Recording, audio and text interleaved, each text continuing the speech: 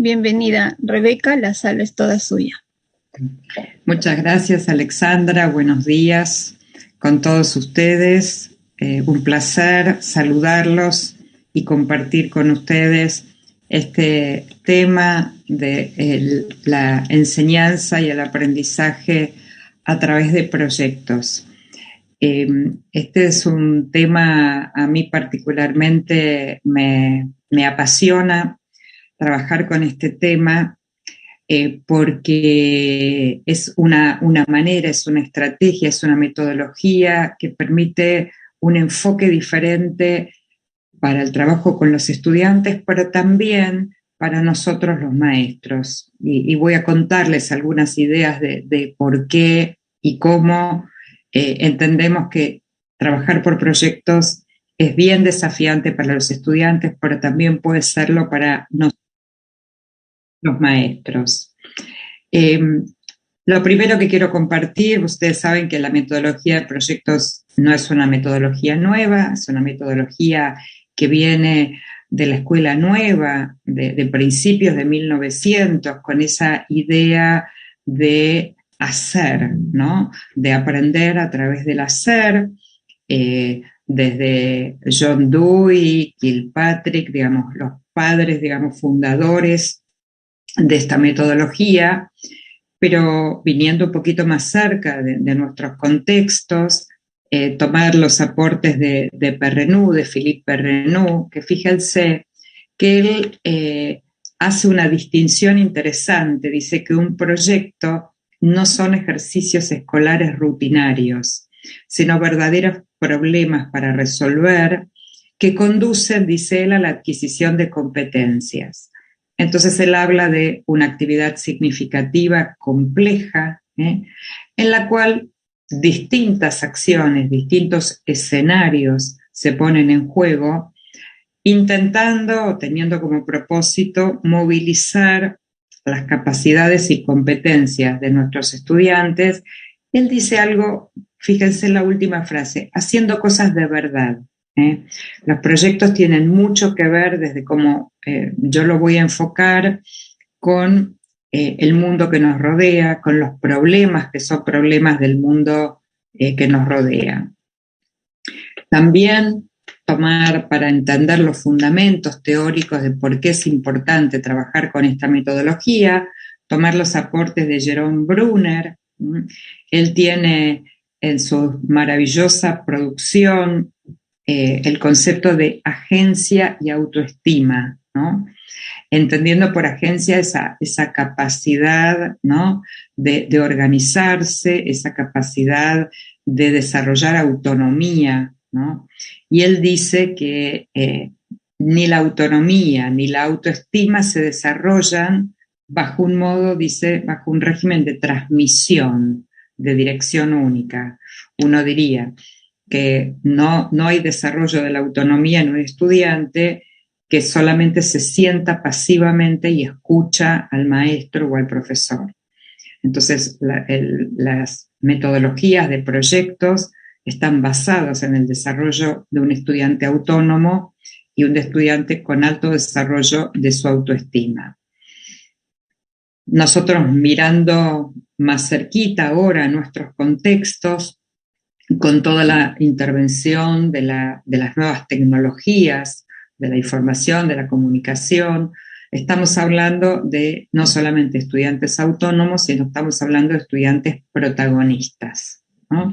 Estudiantes protagonistas en el sentido de apropiarse de sus procesos de enseñanza, de sus procesos de evaluación, estudiantes que los tenemos identificados como portadores de una trayectoria escolar determinada, con muchos intereses variados, ¿no?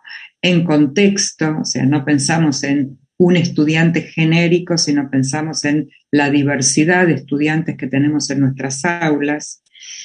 También protagonista porque es un estudiante capaz de colaborar con otros, de trabajar colaborativamente, de conectarse con otros, es capaz de crear productos, programas, soluciones innovadoras y poner en funcionamiento esto en el mundo real.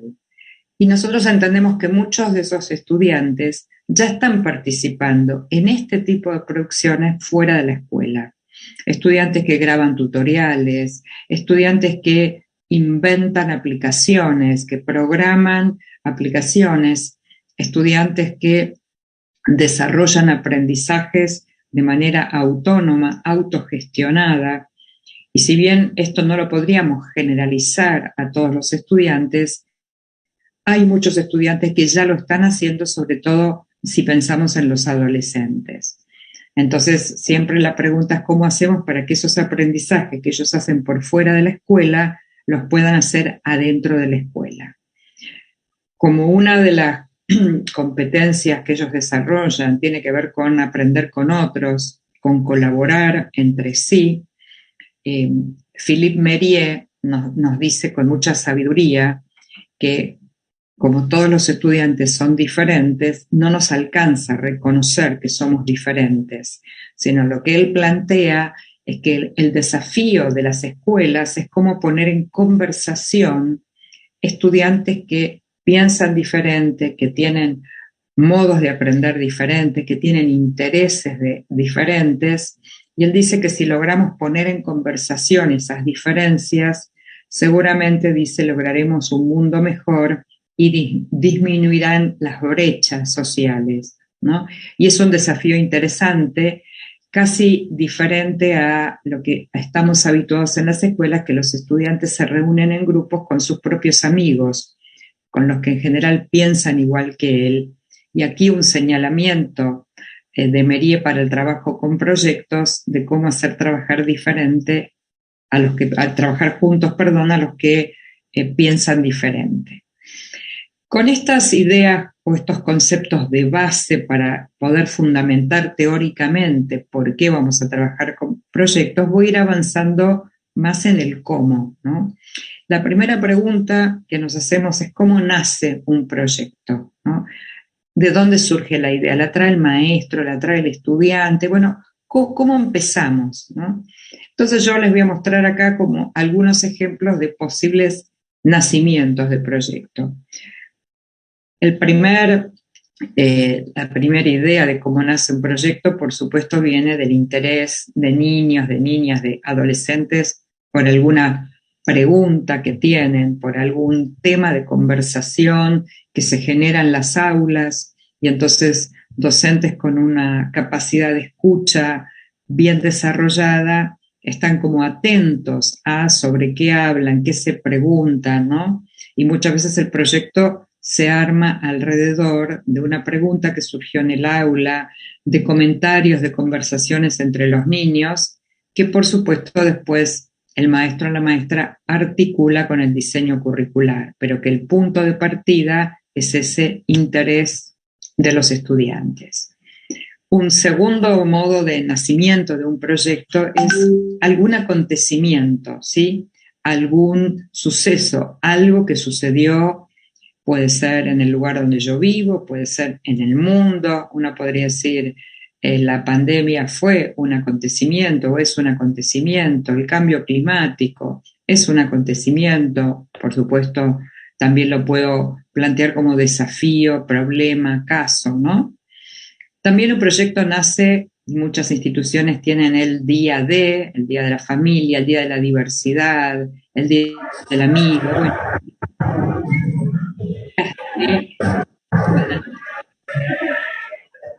que un proyecto se inicie. También pueden nacer de la comunidad o de la institución. La comunidad decide hacer un proyecto que atraviesa a toda la comunidad, o sea, instituciones escolares, instituciones barriales, pero también puede ser un proyecto adentro de la propia institución, que deciden festejar algo, esos proyectos que nosotros llamamos proyectos transversales, ¿no? Que todos los estudiantes en todos los grados, en todos los niveles, están trabajando sobre el mismo proyecto, sobre el mismo problema, sobre el mismo desafío. Por supuesto, una pregunta provocadora, ¿no? Como hoy, si trabajáramos, por ejemplo, con la inteligencia artificial, podríamos estar haciéndonos una pregunta si los robots nos van a reemplazar o no, por ejemplo, a los maestros, y se puede ser una pregunta provocadora, siempre articulando después con los contenidos del diseño curricular.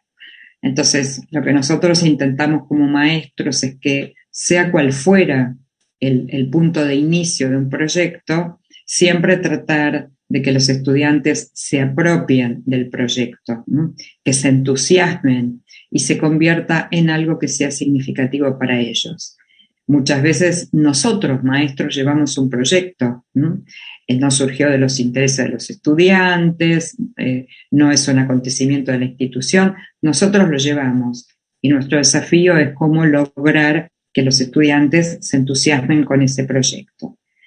Entonces, una vez que tenemos esa primera idea de surgimiento del proyecto, compartirles algunos principios que en este modo de recorrer el trabajo por proyectos, ustedes van a ver que estos proyectos o este modo de encarar los proyectos es un modo más flexible, con alta participación de los estudiantes, a diferencia de los proyectos altamente estructurados, ¿no? Donde está definido por el maestro el cronograma, el tema, los recursos, los materiales, los productos finales, ¿no? Y son proyectos altamente estructurados.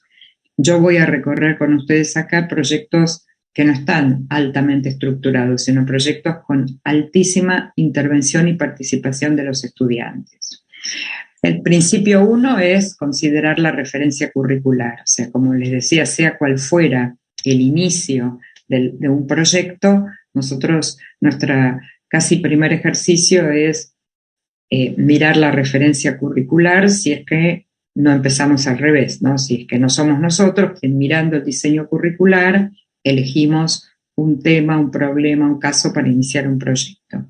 En el caso de ser al revés, interés de los estudiantes, un proyecto, digamos, transversal en la institución, lo que hacemos es ver cómo articulamos esa idea, ese caso, esa pregunta con la referencia curricular. El principio 2, los numeré, pero no es que necesito seguir ese orden, ¿no? Simplemente van a ver que algunos podrían ir antes que otros. Conocer a los estudiantes. Para poder acercar mis proyectos a quiénes son mis estudiantes, necesito conocerlos un poco más. Conocerlos no en su vida familiar, porque esa información en general está disponible en la escuela o su trayectoria, sino conocerlos en algunas de estas preguntas. ¿Qué películas o series miran? ¿Qué leen? ¿En qué redes sociales participan? ¿Qué aplicaciones de los celulares, si que tienen acceso, utilizan? ¿Qué temas les inquietan de los que suceden en el mundo? ¿A qué les gusta jugar? Y por supuesto puedo seguir enumerando preguntas que me van a dar más información de esos intereses que tienen los estudiantes y entonces me va a permitir que si el proyecto no surge de los estudiantes, sino lo traigo yo como maestra, si tengo mucha información de mis estudiantes, voy a poder acercar más mi propuesta de proyecto a esos intereses. El principio 3 es cómo provoco desafío en los estudiantes, ¿no? O sea, cómo hago para que los estudiantes se comprometan, ¿no?, con aquello que nosotros pretendemos abordar. Y por supuesto no es con una pregunta que se responde, que tiene una respuesta correcta o una respuesta que si yo la busco en internet la voy a encontrar, ¿no? Es una pregunta dilemática, puede ser una noticia de actualidad, puede ser provocarlos con una imagen, con una fotografía, con una historieta, con un objeto, con un caso. Es decir, la idea que algo yo voy a utilizar para provocar ese interés y desafiar a los estudiantes. El principio 4, y aquí es donde voy a diferenciar un poco lo que les decía de un proyecto más altamente estructurado, más cerrado y un proyecto más abierto. En los proyectos más abiertos conviven dos planificaciones. Una, la que realizamos nosotros, maestros y profesores, donde definimos los propósitos, las actividades que vamos a involucrar, algunos recursos, un primer cronograma tentativo, algunas ideas sobre productos finales y los criterios de evaluación y las situaciones o los escenarios de evaluación. Eso es como, uno diría, un borrador, ¿no? Que lo vamos a ir completando, modificando junto con los estudiantes. Pero al mismo tiempo tenemos una planificación que realizan los estudiantes, donde formulan preguntas sobre el problema, si fuera, por ejemplo, un proyecto a partir de un problema, planifican cómo van a desarrollar, cómo van a llevar adelante ese proyecto, definen un producto final, definen su organización de tiempos, de tareas, distribución de tareas entre ellos. Y entonces ahí decimos que hay como dos planificaciones en paralelo, ¿no? Si yo dispongo la mía y la comparto con los estudiantes tienen que sumar de alguna manera o articular mi planificación presentada, ese borrador, ese esquema, con su propia planificación del grupo, de cada uno de los grupos que va a llevar adelante el proyecto.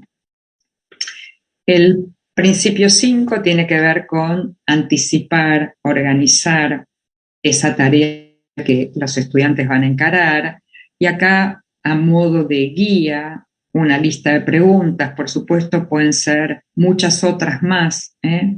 ¿Qué sabemos de este tema? ¿Qué queremos saber o qué queremos diseñar o qué queremos proponer? ¿Qué necesitamos saber para abordar el proyecto? ¿Qué capacidades tenemos que poner en juego en este proyecto? Preguntarnos si trabajamos con proyectos similares para poder ver si podemos recuperar algo de otro proyecto, ¿no? Por eso la pregunta es si podemos utilizar algo que hayamos aprendido antes y que nos puede servir para este proyecto. ¿Qué recursos tenemos y cuáles tenemos que buscar? ¿Cómo van a saber ustedes, los estudiantes y yo que están aprendiendo? Y podemos seguir agregando preguntas, pero estas preguntas se hacen al principio, al inicio del trabajo con proyectos, fíjense, para poder organizarse, para poder anticipar si los estudiantes, por ejemplo, reconocen que necesitan poner en juego determinadas capacidades y no las han adquirido todavía, entonces, ¿cómo vamos a hacer con eso? Cómo hacerles evocar otros saberes, otros contenidos que aprendieron en otros trabajos y los pueden traer a esto, ¿no? O sea, esa posibilidad de anticipación es lo que va a permitir la organización de este trabajo por proyectos. El principio 6, que dice que tengo que planificar cómo vamos a comunicar los logros del proyecto, ¿no? Los vamos a comunicar solo a nuestros pares, o sea, a nuestros compañeros del grado. Los vamos a compartir y comunicar a otros actores de la comunidad educativa. Los vamos a compartir más allá de la escuela, o sea, afuera de la escuela, con autoridades locales, con la biblioteca, con el club que está cerca de la escuela. Es decir, esa idea de planificar cuando diseño el proyecto a quién y cómo se va a comunicar. La comunicación del proyecto tiene un efecto motivacional muy importante para los estudiantes, que no es simplemente hago el proyecto para la maestra, ¿no? Sino hago un proyecto porque lo voy a compartir con mi familia, porque lo voy a compartir con los niños más pequeños de esta escuela, porque lo voy a compartir con otras escuelas del barrio o del lugar de la zona donde yo estoy. Y entonces esa posibilidad de planificar la comunicación y al mismo tiempo esa instancia que voy a generar para favorecer la reflexión sobre el recorrido del proyecto, ¿no?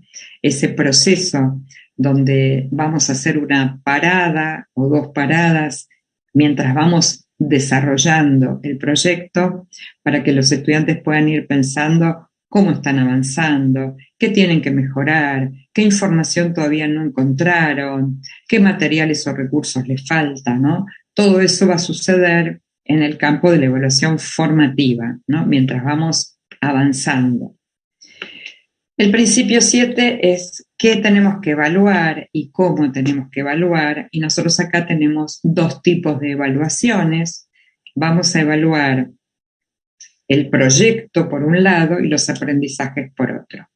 El proyecto para ver, por ejemplo, si lo vamos a volver a hacer el año que viene, si fue adecuado este proyecto para la edad de mis estudiantes, si este proyecto fue adecuado en el tiempo, o sea, yo destiné 3 semanas, pero me di cuenta que me quedó corto el tiempo o excesivo. Todo eso es lo que refiere al proyecto. En lo que refiere al aprendizaje, la evaluación me tiene que permitir dar cuenta de las competencias puestas en juego, de las estrategias que se usaron. Debo poder explicitar los criterios de evaluación, los instrumentos, los momentos. Fíjense, tienen un ejemplo de una rúbrica allí que debería ser compartida con los estudiantes desde que inicia el proyecto, una rúbrica, una lista de cotejo.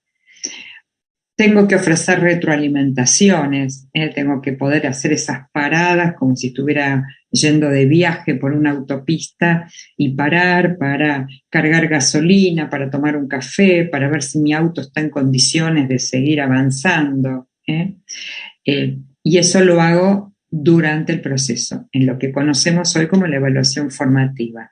También, por ejemplo, construir un mapa de ideas sobre el PROP como una especie de red, ¿no? Acerca de cómo es el proceso, cómo estoy avanzando en este proceso, cómo estoy aprendiendo, para ver si tengo que rectificar algo para llegar a buen puerto con el producto final de este proyecto. Entonces, todo esto lo voy a considerar cuando pienso en la evaluación. También voy a usar, y esto fíjense que va a suceder en los 3 momentos del proyecto, antes de iniciarlo, durante y al finalizar el proyecto, con estas habilidades metacognitivas, ¿no? Con el desarrollo de estas habilidades a través, en este ejemplo, de lo que se llama la escalera de habilidades metacognitivas o la escalera de la metacognición, con preguntas. Que aquí, por supuesto, hay ejemplos de preguntas, ustedes podrían generar otras preguntas, ¿no? Donde en los escalones previos, antes de iniciar la tarea o el proyecto, esas preguntas, ¿qué tengo que hacer en este proyecto? ¿Para qué? ¿Qué materiales necesito? ¿Qué ayuda necesito? En la mitad, como decía recién, subiendo la escalera, ¿cómo estoy avanzando? ¿Qué estoy resolviendo bien? ¿Qué dificultades encuentro? ¿Qué me falta para avanzar? Y en la tercera, al final de la escalera, ¿qué aprendí? ¿Cómo lo aprendí? ¿Qué me resultó más difícil o fácil? ¿Cómo lo puedo mejorar? ¿Para qué me sirvió? Fíjense que esto corresponde a los 3 momentos, ¿no? Al inicio de un proyecto, en el desarrollo del proyecto y al final del mismo. El principio 8 me muestra distintos tipos de proyectos, ¿no? Puedo tener un proyecto de producto final, los chicos tienen que preparar un video, tienen que preparar una maqueta, ¿no? Y es de producto final. Puede ser un proyecto de resolución de problemas. Partimos de un problema y tienen que llegar a una solución de ese problema, que puede ser una solución teórica o una solución práctica, ¿no? Como puede ser, por ejemplo, no sé, pintar las paredes del aula, ¿no? Frente al problema que se está cayendo la pintura, que por el techo hay filtraciones de agua. Bueno, ahí hay resolución de problemas. De puesta en acción, de ir, por ejemplo, a hacer una campaña solidaria para reunir alimentos para los chicos que no tienen suficiente alimento, y entonces eso es intervenir socialmente, es poner en acción una propuesta. Por supuesto, tengo proyectos de investigación pura, ¿no? Que es buscar más información para saber qué va a pasar en el futuro con tal o cual cosa. También tengo proyectos de los que se llaman estéticos, ¿no? Por ejemplo, una muestra de arte es un proyecto con el foco en lo estético. Y también tengo proyectos que pueden ser disciplinares o multidisciplinares. O sea, puedo hacer un proyecto dentro de mi propia materia, o puedo tener proyectos articulados con otras disciplinas. Y por supuesto, tengo la variable tiempo que me determina si el proyecto es de corto plazo o de largo plazo, Y por supuesto no hay un número para esto, porque no es lo mismo un proyecto con niños de 5 años que un proyecto con adolescentes de 14. Entonces, no es que nosotros decimos el proyecto dura 1 semana, 2 semanas, 3 semanas, depende de la edad con la que estamos trabajando, depende de la complejidad de la propuesta para abordar con proyectos. Entonces, aquí tenemos una especie de tipología de proyectos. ¿Cómo caracterizamos al tipo de proyectos que queremos trabajar hoy con nuestros estudiantes? Bueno, queremos que sean con problemas, preguntas o temas cercanos a la realidad del niño, del estudiante, cercanos al contexto, con problemas que sean problemas del entorno que nos rodea, no problemas inventados, problemas del mundo real, que tengan que ver con los intereses de los estudiantes, que sean provocadores. Si yo pregunto, por ejemplo, ¿cuánto mide esta montaña? Es una pregunta que no provoca a nadie, no provoca interés, no provoca desafío, ¿no? Pero bueno, las preguntas, por ejemplo, hoy está sucediendo lo del volcán en España, y entonces uno dice, bueno, ¿cómo puedo provocar a los estudiantes? Y entonces me puedo conectar con los vulcanólogos que nos están explicando, informando qué pasa con la lava de un volcán, cómo es que llegó al mar, qué puede pasar si ingresa más fuertemente al mar, ¿no? Entonces puedo provocar hipótesis, si la gente tendría que evacuar o no, cuál es el riesgo que corren, ¿no? Y entonces voy convirtiendo ese proyecto en algo que está muy vinculado con la realidad. También puedo pensar en los proyectos relacionados con valores, ¿no? Por ejemplo, el ejemplo que les daba de la solidaridad puede ser un valor que yo quiero desarrollar a través de un proyecto, por ejemplo, de diseñar juguetes para el Día del Niño y llevarlos a distintos hospitales, ¿no? Y entonces ahí el valor de la solidaridad se pone en juego con ese proyecto, con esos valores. En lo posible abordable desde diferentes disciplinas, pero digo, tampoco está mal que un proyecto sea de una sola disciplina, siempre es bueno hacerlo de más de una disciplina, pero también es bueno hacer un proyecto dentro de su propia disciplina, sobre todo cuando no tengo muchas condiciones de tiempo de juntarme con otros docentes. Con narrativa, con una historia detrás, con un cuento, con un video. Hay algo de la narrativa que nos ayuda a motivar a los estudiantes con respecto a los proyectos, pero al mismo tiempo con rigor científico. O sea, no es una conversación informal acerca de qué hacemos con la pandemia, sino tiene toda la rigurosidad de trabajar con los contenidos disciplinares, con las capacidades que están planteadas en el diseño curricular, ¿no? Por eso hablamos de rigor científico. Algunos ejemplos que voy a compartir de proyectos para que no nos quedemos solamente en el campo teórico, sino que podamos ver algunos ejemplos concretos.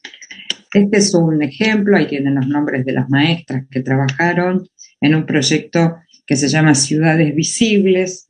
Tomaron como tema a Italo Calvino y su libro Ciudades Invisibles, en principio desde literatura, después lo articularon con arte y con el idioma inglés, y entonces cada grupo de estudiantes tenía que elegir una ciudad que, a juicio de ellos, y eso formaba parte del proyecto, esté invisibilizada.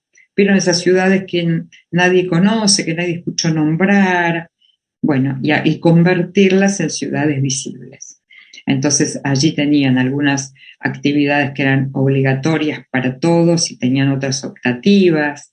Tenían instancias de creación individual, pero instancias también de creación en grupo. Tenían posibilidad de generar producciones escritas en distintos formatos. Podía ser una carta, podía ser un discurso político. Por supuesto, todas las expresiones artísticas que podían utilizar para hacer visible esta ciudad. También plataformas tecnológicas, bueno, subo un video, subo en YouTube un video o mandamos en Instagram fotos del proyecto que estamos trabajando, de la ciudad que es invisible y la voy a visibilizar. A través de la tecnología establecieron vínculos con personas de esa ciudad invisible, ¿no? Con ciudadanos de esa ciudad, y los entrevistaron, les hicieron reportajes, ¿no? Bueno, este es un ejemplo de un proyecto que articuló efectivamente lengua con inglés, o sea, de manera bien explícita.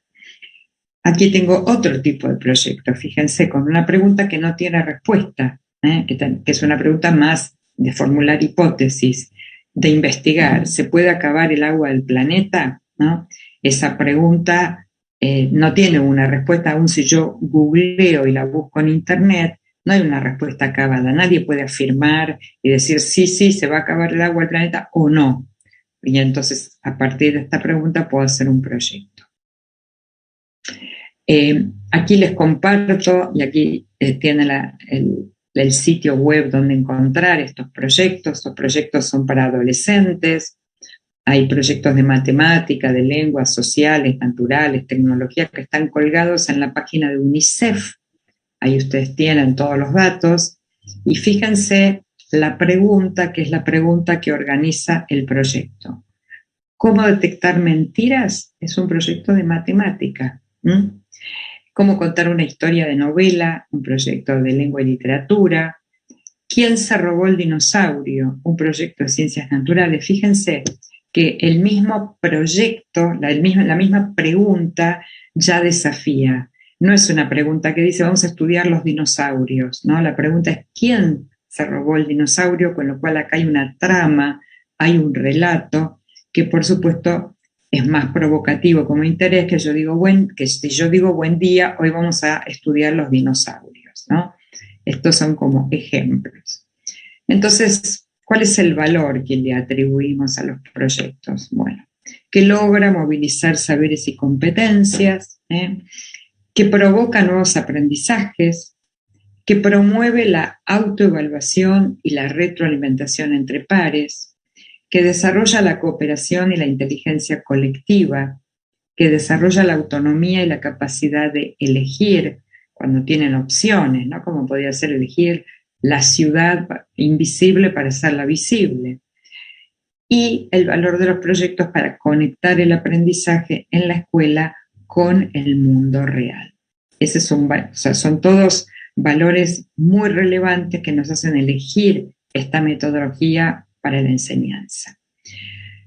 Dicho esto, y como bien planteó Alexandra al principio, la idea era que yo hiciera esta presentación y que por supuesto ahora podamos dialogar acerca de, bueno, todas estas cuestiones que nos hacen pensar en una metodología por proyectos como una metodología más actual a las necesidades de quienes son nuestros estudiantes, más articulada con el uso de las nuevas tecnologías, con la idea del estudiante protagonista, participativo, ¿no?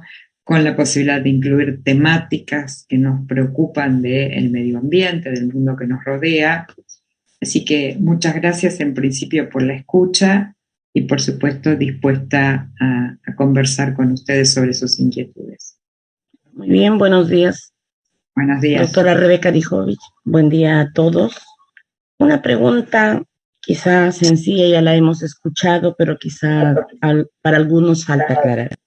¿Cómo funciona en el estudiante este tipo de aprendizajes basado en proyectos? Bueno, toda la investigación nos muestra que cuando el estudiante trabaja a través de estos proyectos, donde voy a sumarle un dato más de que cuando nosotros trabajamos por proyectos, por supuesto, tenemos que compartir con los estudiantes los objetivos, los propósitos, las metas de aprendizaje, tenemos que compartir con ellos los criterios de evaluación, ¿no? Para lograr estudiantes más autónomos. Y los estudiantes manifiestan muchísimo entusiasmo, porque los proyectos les ofrecen opciones, ya sea dentro de un mismo tema, elegir un subtema, o dentro de un problema grande, elegir un subproblema, porque les permite que ellos sugieran recursos para utilizar. Los estudiantes vienen y dicen, yo vi un video en YouTube que podríamos usar para esto, yo conozco a alguien que podríamos entrevistar para que nos explique más sobre este tema. Entonces el estudiante ya no es más un estudiante pasivo recibiendo una actividad que le proponemos nosotros, sino que también él sugiere, él tiene ideas, él propone, él trabaja de manera colaborativa. En la mitad del proyecto, como yo les decía, paramos para evaluar cómo vamos avanzando, ¿no? Cuán lejos o cerca estamos de desarrollar esas capacidades, de trabajar con esos temas. Entonces, toda la experiencia nos muestra que cuando el proyecto está bien pensado, bien diseñado, los estudiantes participan con muchísimo más entusiasmo. Por supuesto que requiere de un proceso de aprendizaje, ¿no? A trabajar en una modalidad, diría, un poco más suelta, menos controlada, como cuando uno da una clase expositiva, y ser muy cuidadosos porque a veces el entusiasmo de los estudiantes por el producto final, por ejemplo, por entregar el video, los hace perder de vista el contenido y entonces están fascinados filmando un video, pero cuando uno dice, bueno, pero ¿y dónde está aquí el saber disciplinar o los saberes disciplinares en el video? Y resulta que los niños entusiasmadísimos con la filmación perdieron en el camino los contenidos. Entonces, a eso hay que estar muy atento, por eso decía, con mucho rigor académico, estamos trabajando sobre si se va a acabar el agua en el planeta, entonces, ¿qué vamos a investigar sobre el agua? ¿Dónde vamos a buscar información? ¿Cuáles son sitios válidos científicamente para encontrar información sobre el agua? ¿A quién vamos a entrevistar para hacer de eso un proyecto riguroso, ¿no? Esa sería mi respuesta, Olinda. Una curiosidad que tengo es de acuerdo a la cantidad de estudiantes. Sabemos que nosotros trabajamos con más de 30 estudiantes por aula. Entonces, si queremos lograr el protagonismo, a que ellos mismos puedan trabajar en base a su autonomía, ¿no? Hay una cantidad limitada en la que puede trabajarse a través de proyectos. No, miren, nosotros tenemos experiencias en el mundo que hemos estudiado. Les voy a dar un ejemplo. En educación secundaria, en bachillerato, niños adolescentes en realidad, por ejemplo, de 14, 15 años, en algunas escuelas hay 3 grupos, ¿no? Lo que uno diría tercero A, tercero B, tercero C, 3 grupos. Cada uno tiene 30 estudiantes y hay momentos, y si el proyecto es entre varias disciplinas, les doy un ejemplo de una mañana en esa escuela. A las 8 de la mañana hay una reunión en un salón donde están los 90 niños y los 3 profesores que corresponden a ese horario, ¿no? Que estaría cada uno con su curso y, por ejemplo, allí algún profesor abre con el problema o da alguna clase y los niños tienen que tomar esas informaciones porque las van a tener que utilizar en el proyecto que su grupo va a realizar. Los niños están divididos en grupos que pueden ser mezclados de los 3 estos grupos, ¿no? Entonces puede haber grupos de 4 estudiantes, de 6 estudiantes, 2 de cada uno de estos subgrupos, entonces de 8 a 9 estuvieron todos juntos, de 9 a 10 cada grupo tiene 1 hora para trabajar, avanzar en su proyecto. A las 10:30 vuelve cada uno a su grupo base, ¿no? A tercero A, tercero B, y siguen trabajando con el profesor de la disciplina que tienen y siguen sumando actividades al proyecto. Ese sería un ejemplo. El otro es con los 30 niños adentro de un grado, los divido en grupos y trabajan en pequeños grupos, donde, por eso les decía, las 2 planificaciones, la planificación que yo presento para el grupo completo, pero además cada subgrupo de niños tiene que armar su propia planificación, su propia organización, y yo voy a ir circulando por los grupos, monitoreando qué es lo que están haciendo, cómo están haciendo.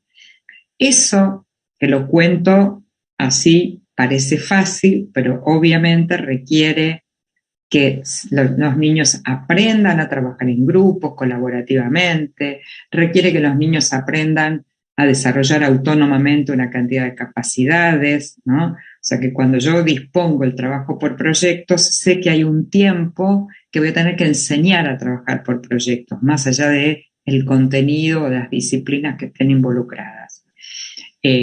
Con lo cual digo, el número 30, 40, 50, puedo trabajar con más también si está planificado, organizado y articulado con otros docentes. O sea, si yo tengo 90 estudiantes, no puedo estar yo sola, tengo que estar por lo menos con otras 2 profesoras o 2 maestras trabajando, articulando con un cronograma de cómo va a ser ese trabajo.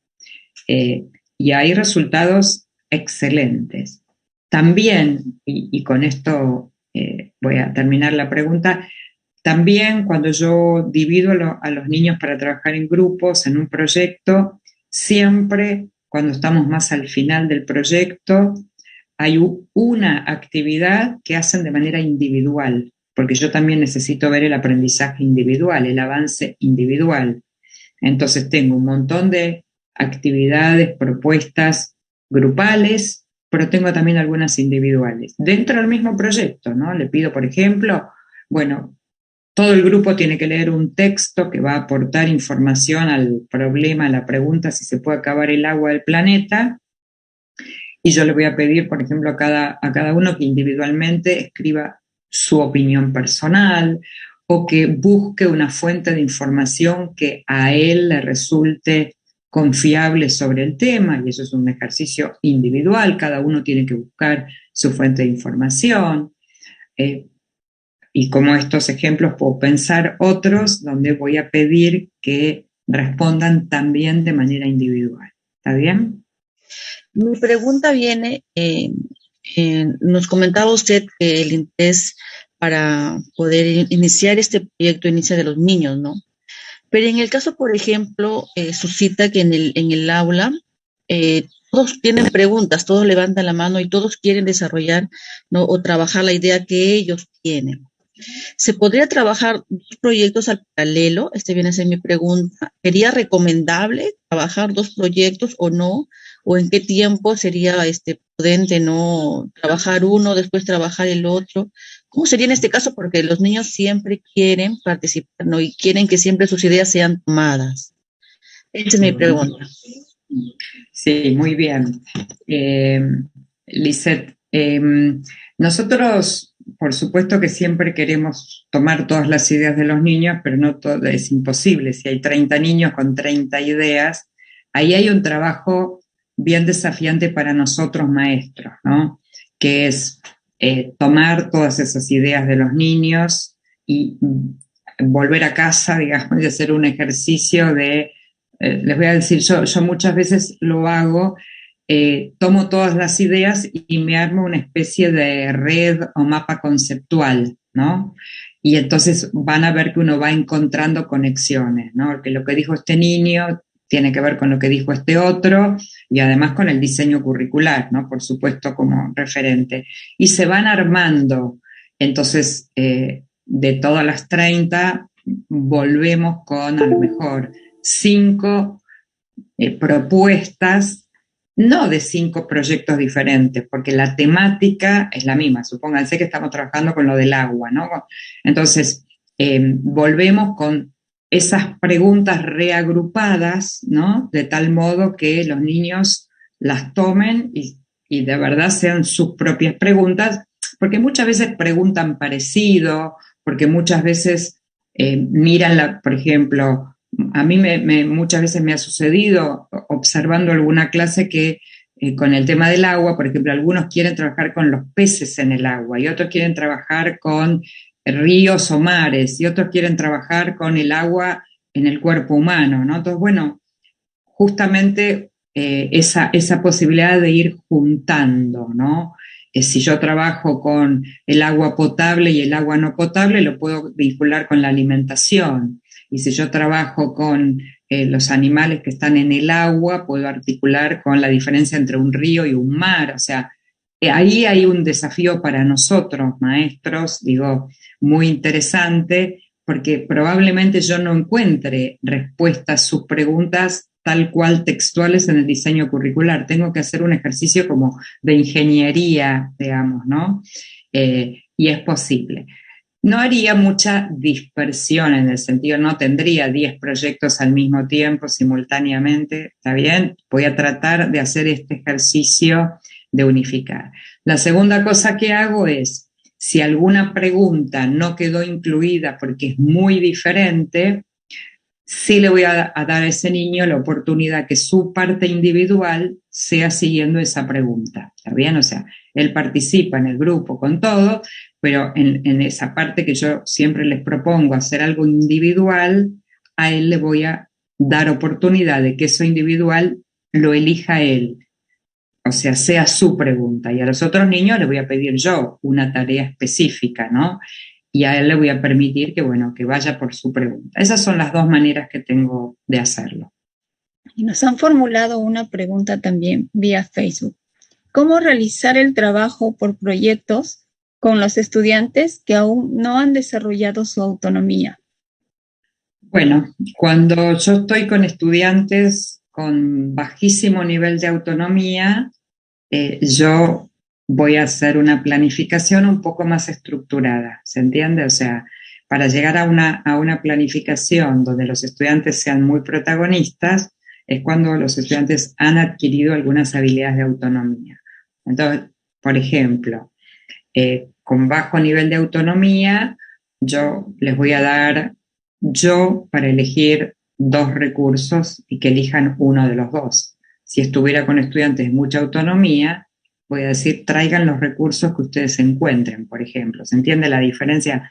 En el primer caso diría, hay 2 recursos, A o B.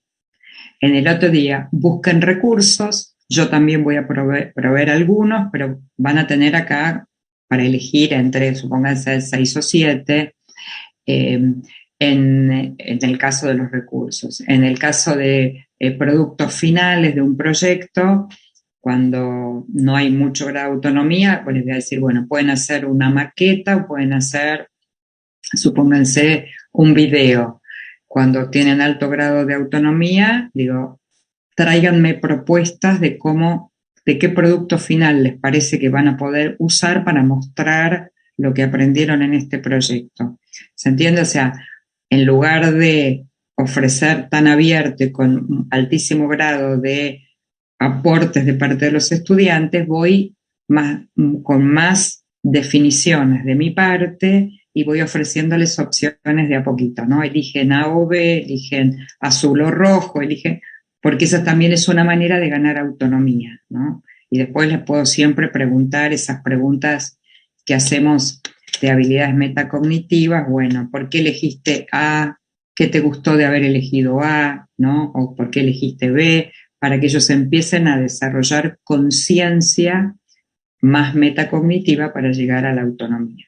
Todo esto que digo no se hace ni en un mes, ni en 2 meses, ni en 3. Por eso esas competencias digamos, que ustedes tienen en el diseño curricular del Perú es una competencia transversal que dice el estudiante gestiona autónomamente sus aprendizajes y es transversal a todos los niveles educativos. No se logra en 1 año y en 2, sino justamente se va construyendo. Cuanto antes empiezo, ¿está bien? Por supuesto, voy a ir ganando tiempo. Entonces empiezo con los niños más pequeños, con pequeñas decisiones que ellos pueden tomar, voy sumando más y más hasta que se supone que debería llegar al nivel de la escuela secundaria con estudiantes bastante más autónomos. Bien, si bien sabemos que los proyectos responden a una necesidad, ¿no? O interés y se requiere del involucramiento de la comunidad educativa, ¿cierto? Entonces, me hago la pregunta, ¿no? ¿Qué diferencia habría entonces entre un proyecto de innovación pedagógica y un proyecto de aprendizaje? ¿De pronto cambiaría su estructura o no? La verdad es que en general, cuando nosotros pensamos en proyectos de innovación, ¿sí? Estamos pensando en general en innovar la metodología, los recursos, ¿sí? Para que impacten en el aprendizaje. O sea, no queremos innovar por innovar, queremos innovar porque nos parece que hay mejores maneras de hacer algo, o innovamos porque identificamos un problema y queremos buscar una solución al problema. Entonces, cuando innovamos, estamos tratando de impactar en la mejora de los aprendizajes, ¿no?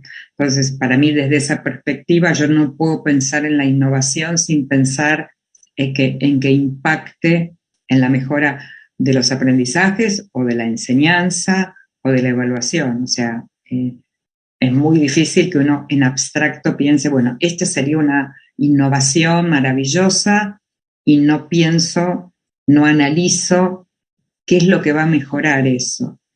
Eso muchas veces pasa cuando se hacen innovaciones, voy a usar la palabra, ¿vieron? De cosmética, de maquillaje, donde se lo pinta bonito, pero atrás sigue haciendo lo mismo de siempre. Con lo cual ahí efectivamente no va a cambiar, no va a impactar en el aprendizaje. Pero las verdaderas transformaciones, las verdaderas innovaciones tienen que tener por detrás esa idea fuerza que la hago para mejorar las propuestas de enseñanza, para mejorar los aprendizajes, para que los estudiantes avancen más, logren mejores aprendizajes. Trabajar con proyectos incentiva a que los estudiantes sean más creativos y participativos. Mi pregunta va en función a la duración del proyecto. ¿Existe un tiempo máximo en que se debe trabajar un proyecto? Tiene que ver. Sí, muchas gracias por anticipado por su respuesta. Sí, Julio, por supuesto, el primer criterio es la edad de los niños, está bien, o de los adolescentes. O sea, con niños de 6 años uno no imagina un proyecto que dura 1 mes y medio, no. Uno imagina un proyecto tal vez de 2 semanas o de 1 semana, depende cuál sea ese proyecto, pero en general, miren, nosotros buscamos que los proyectos sean así, ni sean tan largos que se vaya perdiendo la motivación en el camino, ¿no? Ni tan cortitos que no alcancen a desarrollar el proyecto, ¿no? Entonces, a veces preferimos, diría así, agregarle una segunda parte, si se quedaron con ganas, ¿no? A que tratar de levantar la motivación cuando ya perdieron el interés por el proyecto. Entonces, con niños pequeños, uno diría, por supuesto también depende la cantidad de horas que yo le dedico a ese proyecto, ¿no?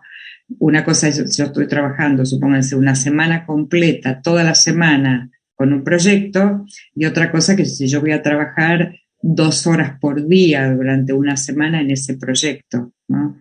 Entonces, ahí varía, pero nunca, tampoco con adolescentes haría un proyecto que dure 2 meses, ¿no? Porque es muy difícil sostener el interés, se va perdiendo, ¿no?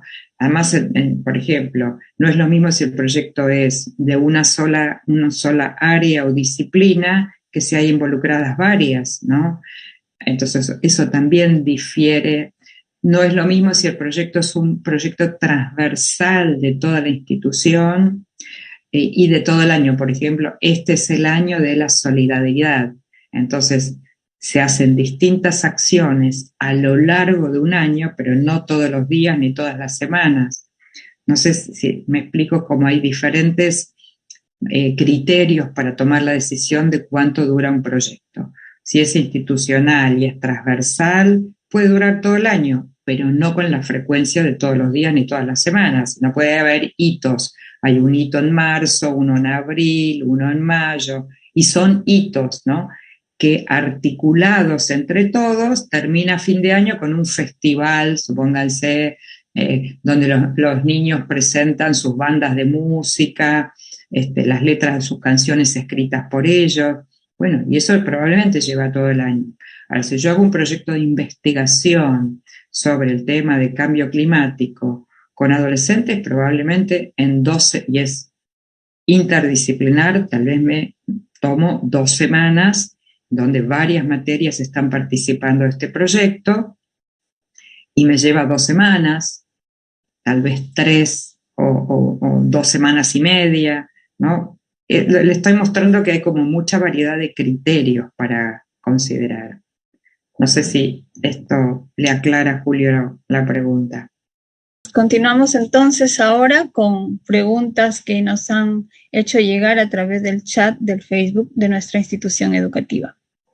Y la pregunta es, ¿cómo trabajar los proyectos en la modalidad virtual? ¿Cuáles serían las ventajas y desventajas?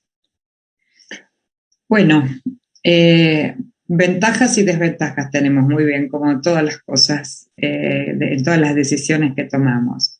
Las ventajas que tiene trabajarla en la virtualidad, que hay cosas que se pueden hacer de manera asincrónica, ¿no? Cuando uno trabaja con una plataforma, hay partes del proyecto que el estudiante los puede hacer de manera asincrónica, pero conectado con otros estudiantes. Es decir, le doy un ejemplo, si este fuera un aula y estuvieran ustedes trabajando conmigo con un proyecto, yo podría ahora dividir este grupo en varios grupos, en varias salas de Zoom, y cada grupo podría estar trabajando, ¿no? Como si estuviéramos casi en la presencialidad reunidos en una sala de Zoom.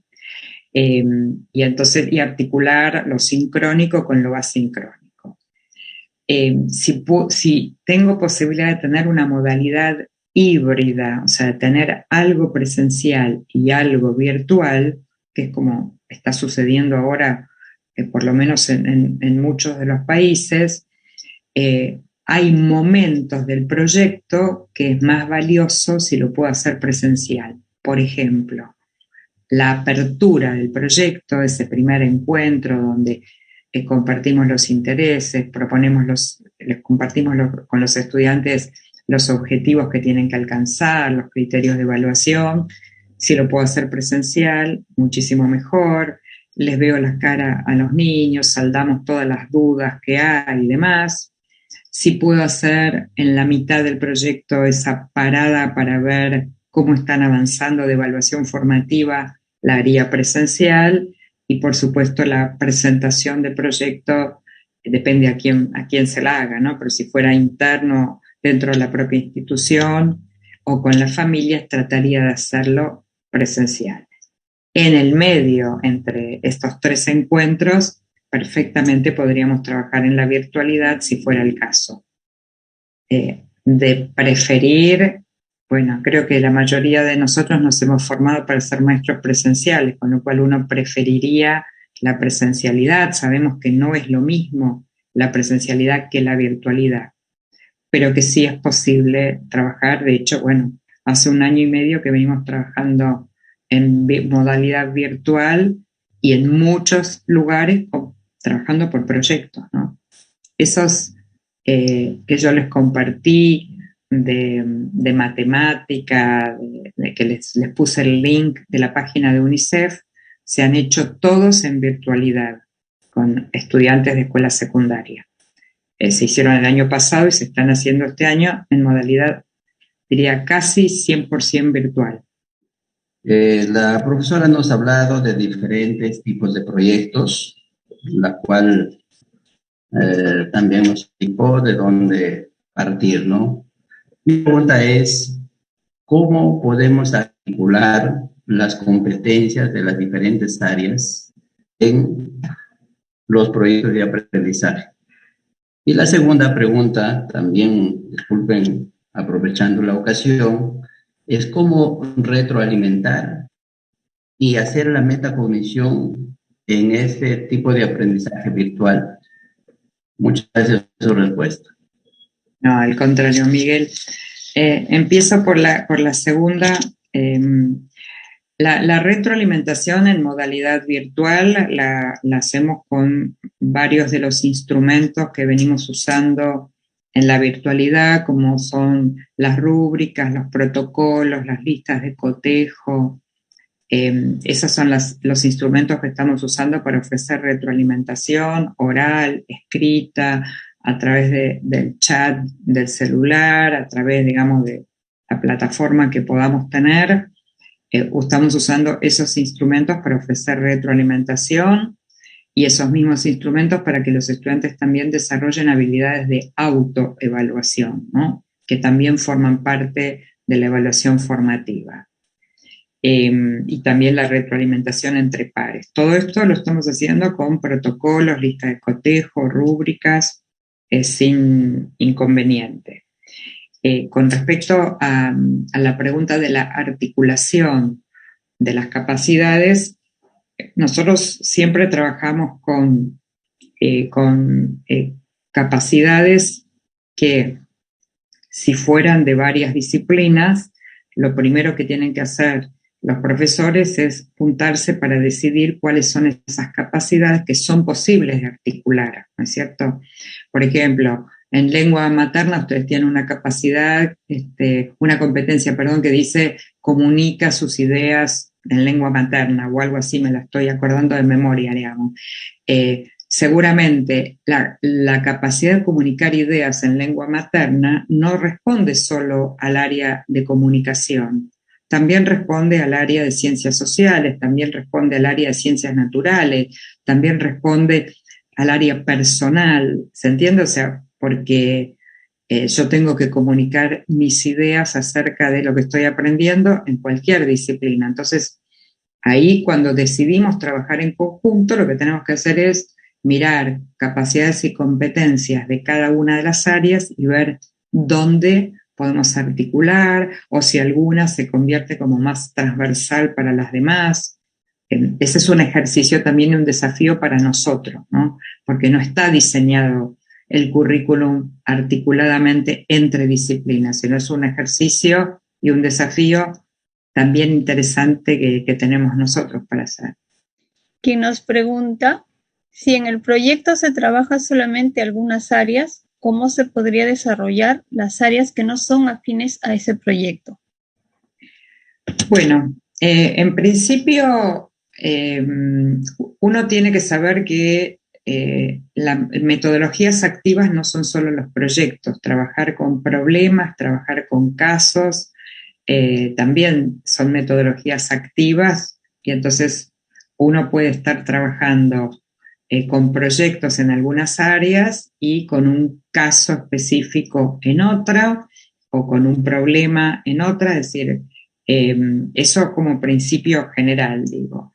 La segunda cuestión es que yo puedo estar trabajando con proyectos y no todos los temas, no solamente disciplinas, no todos los temas tal vez pueden formar parte de ese proyecto. No tengo ningún problema en armar con mis estudiantes esa agenda de la semana donde les digo, miren, nosotros vamos a trabajar esta semana, estamos trabajando con este proyecto, pero, por ejemplo, el lunes de 10 a 11, voy a tomar un ejemplo cualquiera, vamos a practicar cuentas de multiplicar, que no está dentro del proyecto, pero necesitamos aprender a practicar cuentas de multiplicar. En la medida que yo lo hago explícito, que los estudiantes entienden que todo esto va por el lado del proyecto, pero que tenemos algunas prácticas, por ejemplo, procedimentales o algunos temas que van a ir en otro circuito, no hay ningún problema. El problema es cuando no les decimos, si los estudiantes no saben, si están en proyectos, si están practicando algo, si las cuentas de multiplicar forman parte del proyecto. Entonces, en la medida que organizamos y transparentamos eso, es posible, porque no todo tiene por qué ser enseñado a través de proyectos, no todo tiene que ser enseñado de manera interdisciplinar. Entonces ahí es donde buscamos un equilibrio, ¿no?, entre estas cuestiones. ¿Cómo se evalúa el impacto que genera un proyecto tanto en el estudiante como en su entorno? Bueno, cuando yo les compartí que nosotros hacíamos dos tipos de evaluaciones, digamos. Una es evaluar los aprendizajes de los estudiantes a través del proyecto y otro es evaluar el proyecto en sí mismo en términos fundamentalmente de la coherencia de ese proyecto, la calidad del proyecto, la posibilidad de lo que ha permitido ese proyecto en relación, por ejemplo, al uso de recursos. Siempre esa evaluación del proyecto está como pensada de alguna manera respondiéndonos a una pregunta si ese proyecto lo volveríamos a repetir el año que viene, ¿no? Digo, como pregunta bien amplia para hacer esa idea de, bueno, no, este proyecto la verdad es que no sirvió, no motivó a los estudiantes, este proyecto fue demasiado largo, fue demasiado corto, no permitió tal o cual aprendizaje. Entonces ahí estamos mirando el proyecto en sí mismo. Los aprendizajes los voy a mirar con las producciones de los estudiantes y con la evaluación formativa, lo que yo fui recogiendo como evidencias de aprendizaje a lo largo del proyecto. Los estudiantes, por ejemplo, por dar un ejemplo, buscaron información sobre el tema del agua y tuvieron que entregar una síntesis de las 10 ideas más importantes que encontraron en la primera búsqueda que hicieron sobre el agua. Eso es una evidencia de la búsqueda de información. Después entregaron una evidencia de las hipótesis que formularon acerca de si se puede acabar el agua o no. Todo eso que yo voy recogiendo tiene que ver con el aprendizaje, ¿no? Más la producción final, ¿no? Que es esa maqueta donde muestran opciones para que no se acabe el agua del planeta, a modo de ejemplo. Ahí estoy mirando el aprendizaje de los estudiantes. El impacto en la comunidad es si el proyecto es un proyecto que tenía como objetivo impactar en la comunidad, ¿no? Entonces, el proyecto, por ejemplo, de diseñar juguetes adentro de las materias de tecnología, por ejemplo, más arte, supóngase, más comunicación para escribir instrucciones de los juegos, para llevar esos juegos a un hogar de niños o a un hospital de niños. O sea, el impacto es bien visible cuando van a la comunidad con esa producción que hicieron. Y entonces ahí, digo, es bien observable el impacto. Y los aprendizajes los miro, los evalúo con esto que les decía, las evidencias durante el recorrido del proyecto más la evidencia de la producción final articulada con los criterios de evaluación. O sea, los estudiantes tienen que tener desde el primer día, trabajando por proyectos o trabajando con cualquier metodología, los criterios de evaluación. Tienen que saber qué se espera de ellos, por eso tienen que conocer las capacidades y competencias en un lenguaje accesible, por supuesto, y tienen que conocer, por ejemplo, si voy a evaluar con una rúbrica, los estudiantes tienen que conocer la rúbrica desde el primer día, usarla en varias de las evidencias, contestarla como autoevaluación, completarla yo como maestra. Todo ese proceso forma parte de la evaluación de los aprendizajes, ¿no? Tenemos otra pregunta. ¿Cómo retroalimentar y hacer la metacognición efectiva a través del medio virtual durante la ejecución de los proyectos? Sí, creo que ya la respondí antes, pero la vuelvo a... Les decía que los instrumentos que hemos usado en la virtualidad son las rúbricas, las listas de cotejo, los protocolos, que son esos instrumentos de alguna manera bastante estructurados que nos permiten ofrecer una retroalimentación diferente a si estuviera en la modalidad presencial, donde yo dialogo hasta más informalmente con el estudiante, ¿no? Y allí esos instrumentos permiten identificar avances y logros, formularle preguntas al estudiante para que se quede pensando, ofrecerle sugerencias de cómo mejorar lo que está haciendo. Y eso lo hacemos a través de una rúbrica, de una lista de cotejo, de una retroalimentación narrativa, donde escribimos algo de eso, a través de los protocolos, como ese ser que yo les vengo mostrando hace tiempo, seguir haciendo algo que está bien, empezar a hacer algo que hasta ahora no hizo y revisar algo que no está bien y tiene que mejorarlo, ¿no? Eso es un ejemplo de un protocolo bien puntual, bien focalizado, que es mucho más sencillo estando digo, en la virtualidad, que no los tenemos al lado para conversar con ellos, entonces estos instrumentos funcionan para la retroalimentación y para la autoevaluación y para la retroalimentación entre pares, que son esas prácticas que tenemos que enseñar, porque no son prácticas habituales, entonces son prácticas que hay que enseñarlas para que los estudiantes las puedan aprovechar, apropiarse, entenderlas. ¿Qué estrategias podría utilizar si en el transcurso del desarrollo de mi proyecto parte de mis estudiantes pierden el interés? ¿Podría cambiar de proyecto a mitad del camino? Más que cambiar de proyecto, yo primero buscaría entender dónde está el desinterés, o sea, qué provocó el desinterés. Puede ser el contenido que se agotó, puede ser el recurso, puede ser la cantidad de tareas para estudiantes que a lo mejor excede su posibilidad de organizarse. O sea, primero lo que tengo que hacer es indagar dónde se perdió el interés, ¿no? Y una vez que indagué eso, entonces ahí puedo rediseñar el recurso, o sea, proponerle el uso de otro recurso, motivarlo, por ejemplo, si perdió interés por el tema, podría, por ejemplo, en lugar de cambiar de tema, conseguirle una entrevista, que hoy a través de la virtualidad es bastante más fácil conectarse con gente del tema que sea interesante. El año pasado un maestro uruguayo nos contaba en una escuela rural que armó un proyecto para los chicos con la NASA. ¿Ustedes se imaginan que uno se conecta así, se puede conectar fácilmente con la NASA?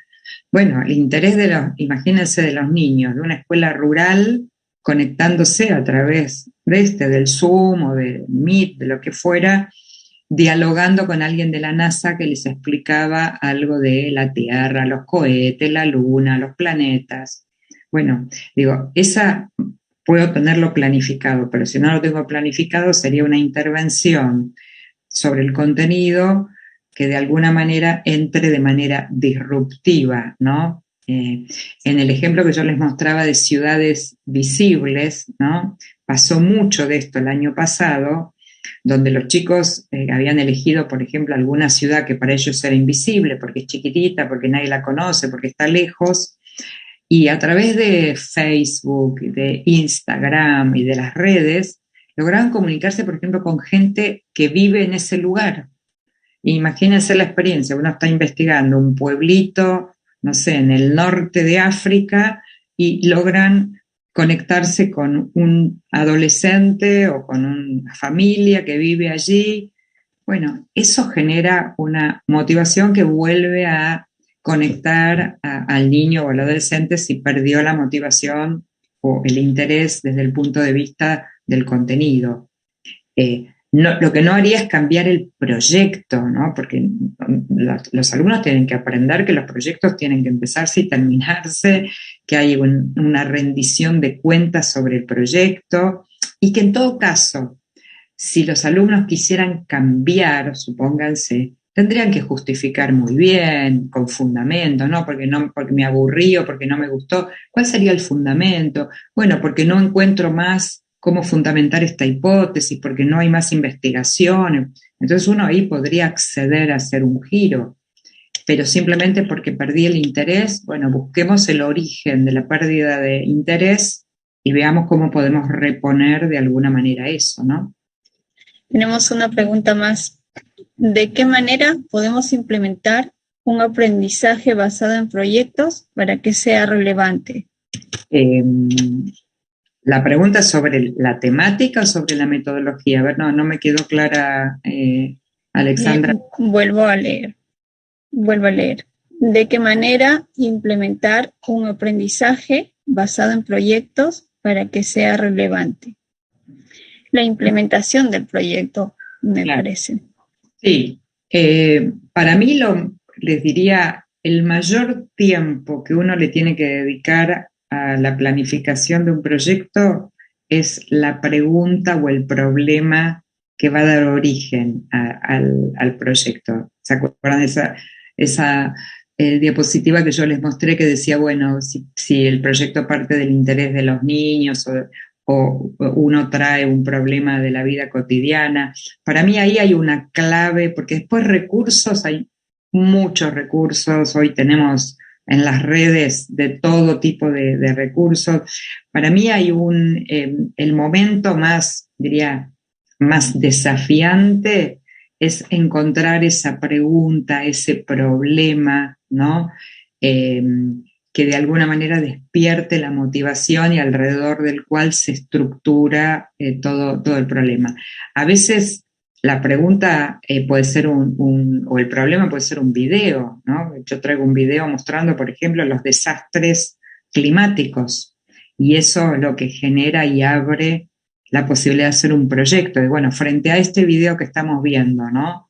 ¿Qué podemos hacer nosotros los ciudadanos? Entonces ahí se abre un proyecto. Para mí, ahí está como lo más interesante, lo más desafiante para el diseño de proyectos, ¿no? Después, por supuesto, los recursos, la posibilidad de tener voces por fuera de la escuela, ¿no? Conversar con expertos, conversar con otros. Ahí también hay mucho desafío interesante. Los chicos son muy buscadores en Internet y encuentran, ¿no? Encuentran aplicaciones, encuentran con quién dialogar, encuentran foros donde se discuten distintos temas. Hay mucho recurso hoy allí, ¿no? Así que, pero para mí, digamos, como el corazón del proyecto es esa idea, esa pregunta, ese problema, ¿no? En ese sentido me parece que ahí tenemos como lo más central de todo esto. Estamos casi a punto de cerrar. A través de nuestro chat en la sala, los proyectos de aprendizaje se pueden hacer dentro del aula y fuera de ella. ¿Cuál sería el mejor escenario para que los estudiantes puedan interactuar y aprender? Bueno, para mí todo proyecto tiene que vincularse con el afuera. O sea, lo hago adentro del aula, pero vinculado con el afuera. Vinculado con el afuera quiere decir con otras personas que estén por fuera de la escuela, con problemas que estén por fuera de la escuela, con recursos que estén, ir a la biblioteca que está a 3 cuadras de mi escuela. Obviamente hoy en la virtualidad lo puedo hacer, por ejemplo, recorridos de museos. Maravilloso, uno puede visitar el Louvre desde este Zoom y hacer un recorrido virtual, en el caso de estar en virtualidad 100%. Pero todo lo que conecte con la escuela tiene que dejar de ser una caja cerrada al exterior. La escuela tiene que tener permeabilidad con los problemas del mundo exterior, con las personas que están afuera de la escuela, con los recursos que están afuera de la escuela. Aunque lo haga dentro de la escuela el proyecto, por supuesto, ¿no? Ahí es donde el proyecto se enriquece y genera interés y además genera aportes que pueden hacerse desde esos proyectos a mejorar la calidad de vida donde sea que estemos, ¿no? Así que todo el tiempo adentro y afuera. Ahora vamos a poner en práctica todo lo que hemos escuchado de usted, lo que hemos aprendido también para mejorar nuestra práctica pedagógica. Quiero agradecer a Rebeca Nijovic por el hecho de que haya encontrado un espacio en su apretada agenda para estar con nosotros esta mañana, demostrando así el compromiso que ella tiene con la educación. Estamos muy agradecidos con usted.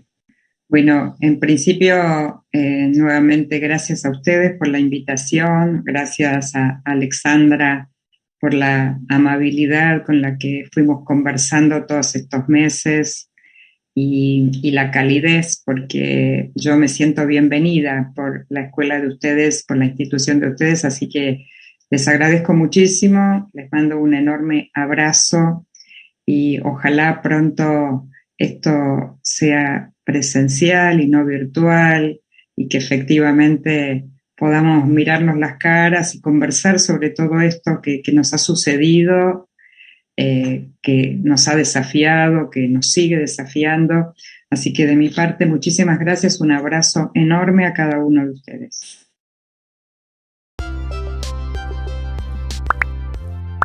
Si te gustó este vídeo, regálanos un like. Y si aún no te suscribes a este canal, puedes hacerlo en este momento, dando clic en el botón de suscribirse y activando la campanita para recibir notificaciones de próximos vídeos. Además, te invito a compartir este material en tus redes sociales. ¡Hasta la próxima!